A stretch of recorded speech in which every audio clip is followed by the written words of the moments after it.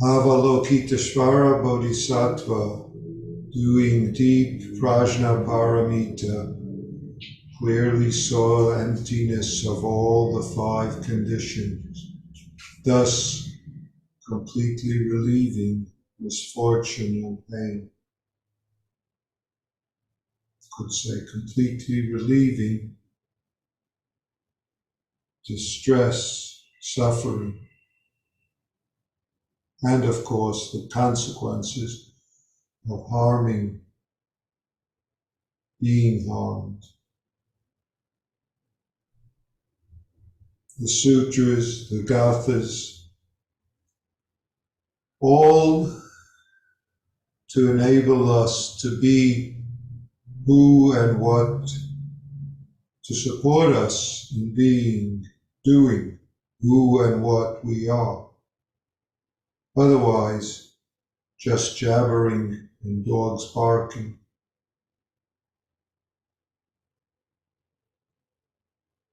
Avalokiteshvara.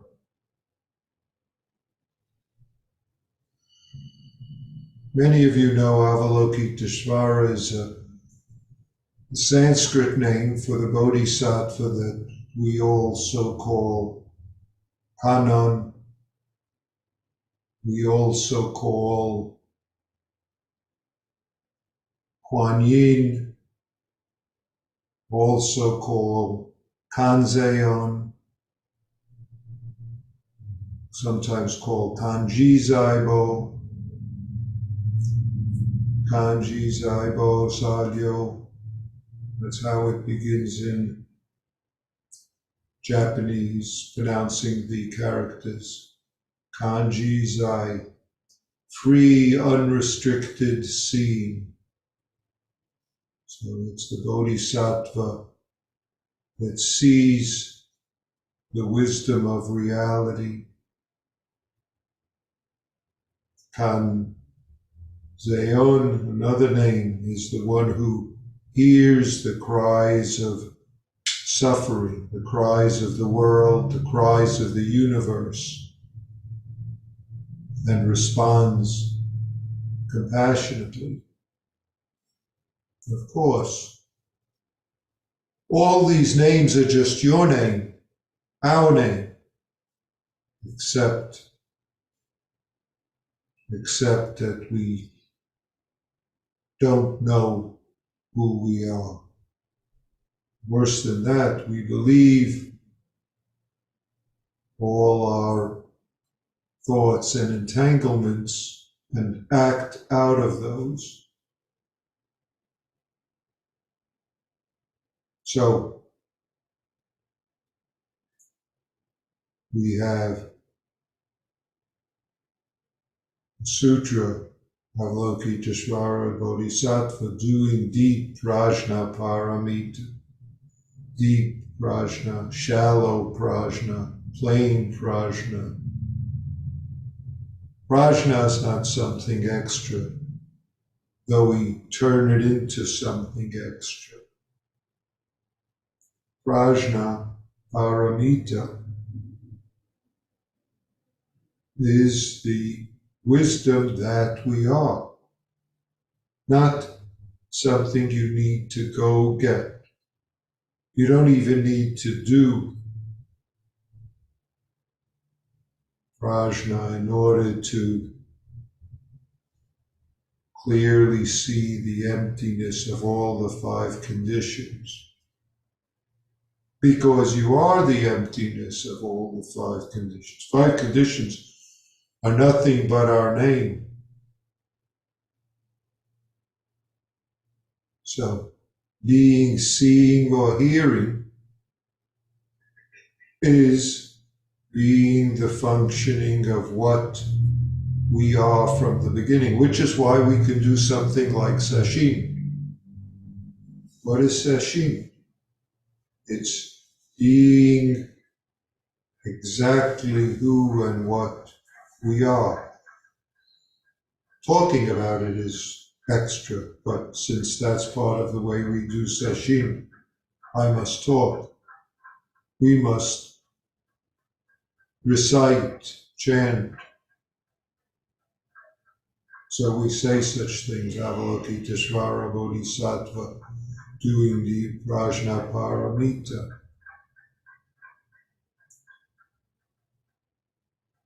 Don't get caught. Deep prajna, shallow prajna is simply the seeing, hearing, waking up in the morning, laying down at night, falling asleep. Every activity is always the functioning of this deep prajnaparamita. Not because you're doing sesshin. A person walking down the street, maybe even a little drunk and singing, deep prajnaparamita. And yet, we're blinded.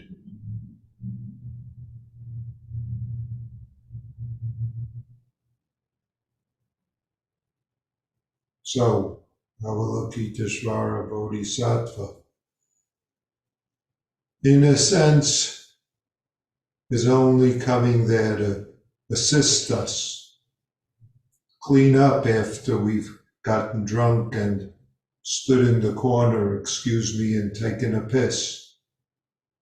Pissing and shitting is the prajnaparamita functioning. That's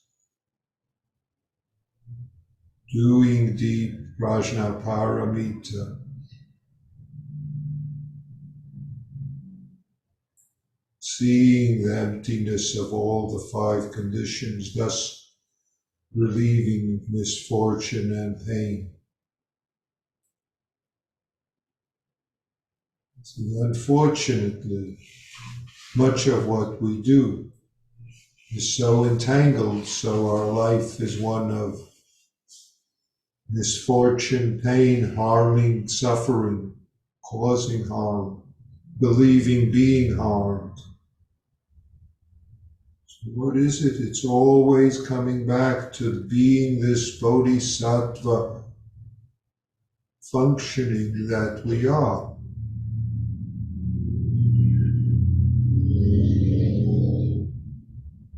Which is why, as I say, it's so simple for us to do sesshin. Sitting and breathing, aching after long sitting, getting up, walking in the zendo. That's the functioning of prajnaparamita, not because you intend it to be so, not because you do it in some special way, but in the very functioning of the universe is revolving this prajna wisdom. Don't fool yourself. You're not going to gain anything from practice. Don't fool yourself. You're not going to lose anything. And yet, must do zazen, must practice, because otherwise we create all sorts of troubles, and we know we do.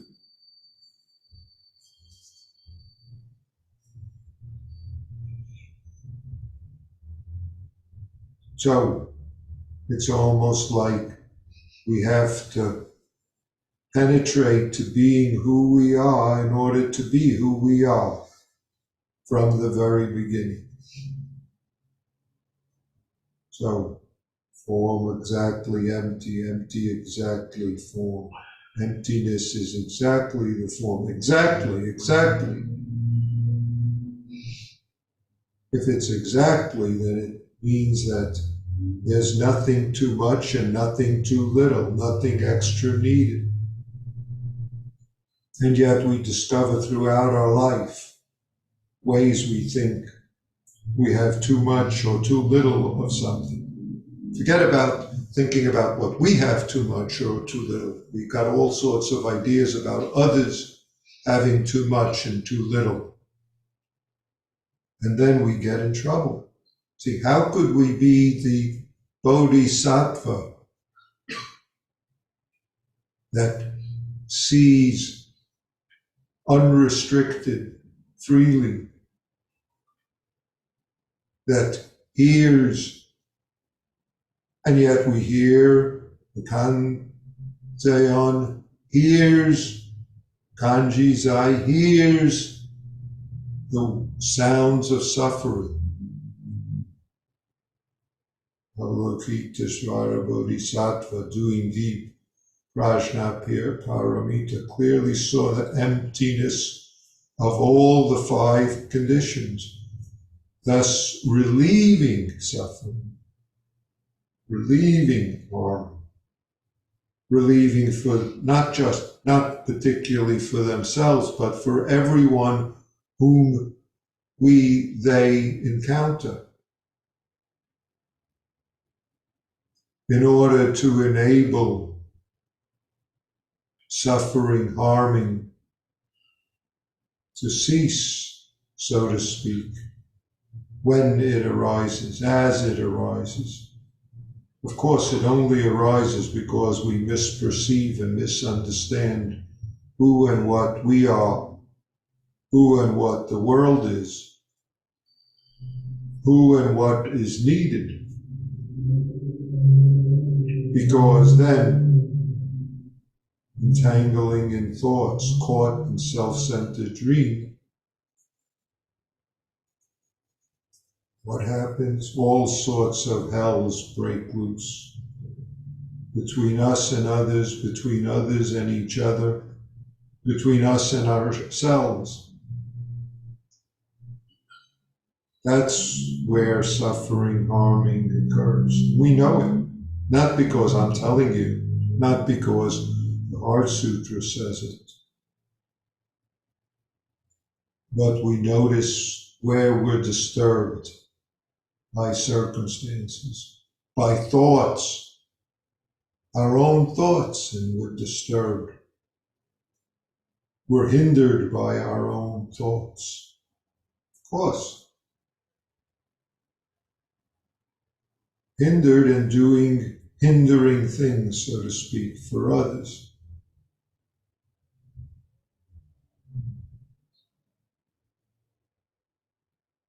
That's a reminder to encourage us to practice exactly how and where we are, which is why it's so easy to do sesshin, which is why it's so hard to do sesshin. Easy. I won't say how easy. You've heard all sorts of many examples. If you try to strike the earth, you can't miss it. That's how easy it is. You can't miss it. Can't miss it. And yet, we miss what's right in front of our face. We miss the nose that's right here. Though we're breathing through it, we can miss it. So we do the simple being this moment. We say being just this moment. You don't even have to say just being this moment. And yet we must say just, because right away, this moment, well, I've got to add, what about that thing out there? Well, just this moment. What about the thoughts that I'm having? Just this moment. What about I'm so upset about him? I've got to think about that. Well, just this moment. What about they did to me yesterday? What about tomorrow? What? Endless ways we get in trouble, despite the fact that we are nothing but this bodhisattva, this Prajna Paramita. See, bodhisattvas just doing what and who they always are, not something extra. Not something extra.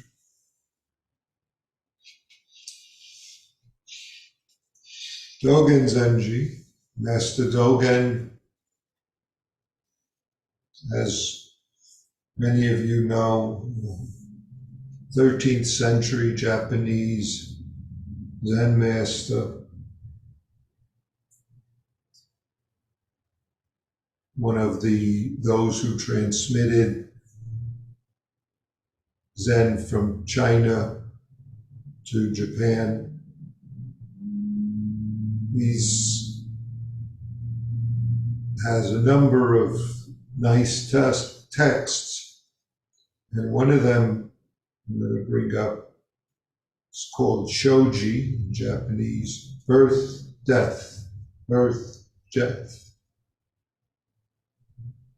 which opens up with the following. This is one translation. Translations, of course, we're translating 13th century Chinese or Japanese, depending upon the text, into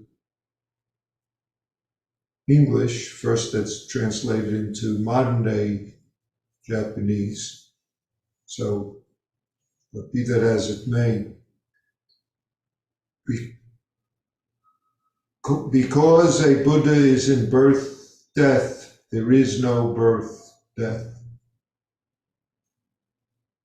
This is a quote that Dogen is quoting, an earlier Chinese master. It is also said, because a Buddha is not in birth, death, the Buddha is not deluded by birth, death. Because a Buddha is in birth, death, there is no birth, death. Because a Buddha is not in birth, death, the Buddha is not deluded by birth, death.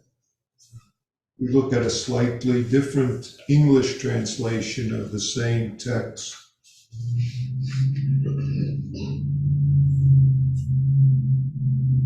There is no life, death when the Buddha is within them. When there is no Buddha within life, death, we are not deluded by them.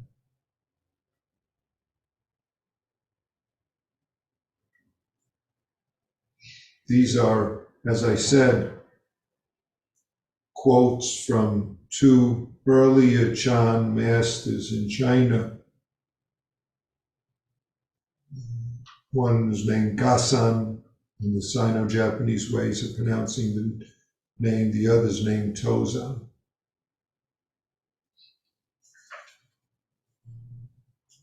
No birth, death, or life, death, when Buddha is within them. No birth, death.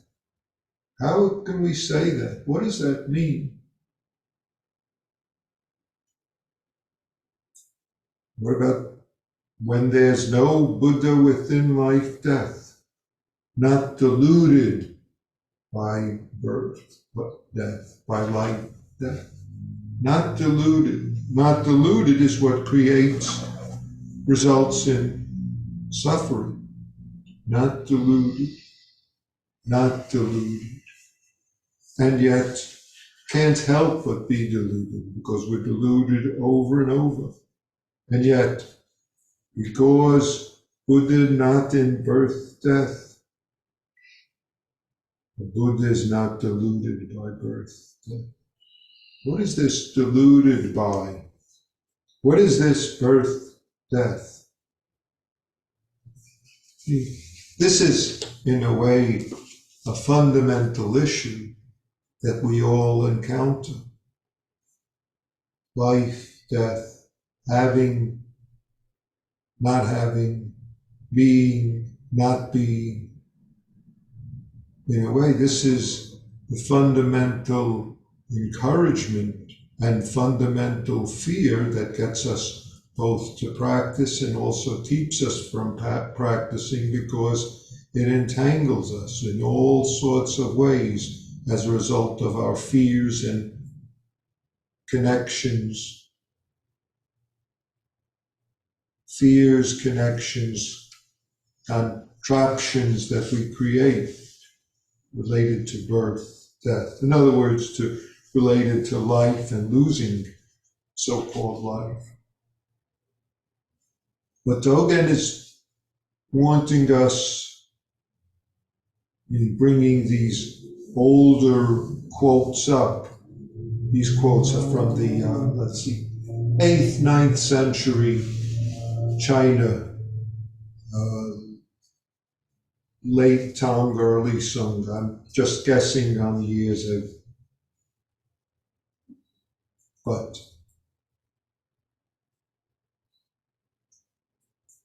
birth, death is the life of Buddha. What does that mean? Birth, death, life of Buddha. If you try to exclude it, you will lose the life of Buddha. In other words, if you think practice is about going somewhere other than life, death, life in all the myriad ways that it manifests, death in all the myriad ways that it manifests during our life, so to speak, and so-called in what we consider so-called afterlife. But if you cling to it, trying to remain in it, you will also lose the life of Buddha. See, birth is birth of the Buddha, or life is life of the Buddha, death is life of the Buddha.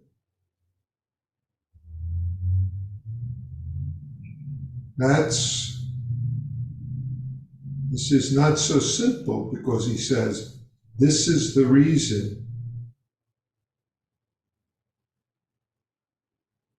birth is understood as no birth, death is understood as no death. In birth there's nothing, or in life there's nothing but life, in death nothing but death. Accordingly, and this is important, when life comes, when birth comes, face and actualize life. Actualize life. That's the fundamental point of our practice. Actualize exactly where and what we are. When death comes, face and actualize death. Do not avoid them or desire them. This not avoiding, not desiring is the fundamental encouragement of Avalokiteshvara Bodhisattva, this deep prajna paramita, because of this, if we use the word emptiness of all the five conditions, means the fullness of each condition, each moment. No hindrance, therefore no beyond fear, far beyond deluded thoughts. This is nirvana. This is nirvana. If we can remember that as our simple practice phrase, then we can take care of whatever comes up, whatever arises as our life. Or, as the phrase that I encouraged you when we talked about what Joko said, pick up that phrase. Thanks for everything. I have no complaints whatsoever. Right here, right now. This very body, body of the Buddha, this very place. The Pure Land, the wonderful land. The opportunity for us to manifest and do what's skillful in terms of the universe's circumstances that come together right now as our life circumstances. Our life circumstances, physical so-called circumstances, mental so-called circumstances, my so-called circumstances, someone else's so-called circumstances. All of that is the simple opportunity of this experience, this zazening. Being just this moment. If we're not blinded by I like, I dislike, I should, I shouldn't, it's his fault, it's her fault, it's theirs, it's mine, it's not mine. That's called self-centered dream. That's what Avalokiteshvara sees clearly. Of course, seeing clearly is the most ordinary things. You open your eyes and you see clearly. You don't even open your eyes and you see clearly. Wake up in the morning, see clearly. Sleep. There's clear seeing, clear hearing, clear, profound practice, deep prajna paramita. When you're sleeping, sleep.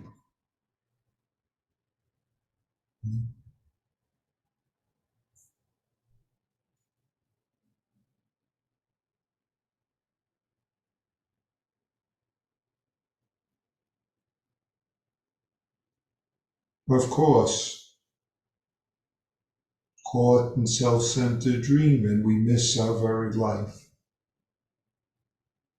And we think the self-centered dream is going to help us. That's the reason we do them. That's why we become caught in them, because we believe sincerely, certainly, this dream, these thoughts, this that I'm going to do because of what she, he, they are or are not, is going to take care of my suffering, their harming, my harming, their suffering. If we just notice those, if we are exactly where we are, life is life for the Buddha. Death is life of the Buddha. Life of the Buddha means the life of the universe. We're not talking about some Buddha somewhere else, or much less a Buddha on the altar. That's a form of Avalokiteshvara on our altar. Myriad forms of Avalokiteshvara, not just on the altar, but everyone who sits in the zendo, everyone you meet in the supermarket, all the drivers on the highway, despite the fact that they're not driving in the way that you know they should. Myriad bodhisattvas on the highway. Myriad bodhisattvas walking down the path in all the forms of being human. And yet, we know very well harming and suffering results in our life, in life of others. So we must do our practice, but we must do it clearly. Though we never needed to do it from the beginning, no need. That's why we do it. If we did it because there was a need for it, then we'd fail miserably all the time. Failing miserably, right there is our wonderful practice. So, all of you wonderful bodhisattvas doing sesshin here, doing your life practice, please take good care. Be this Avalokiteshvara, the one who hears, sees clearly the nature of the universe and all the myriad beings, and hears the cries of suffering of the whole world, which is ourself. The cries that result from suffering, harming, because we don't see and be who we are. All we have to do, therefore, is see and be who we are. And we take care of our little edge of the whole universe, and the whole universe manifests from the beginning. Life is life for the Buddha. Death is life for the Buddha. Thank you.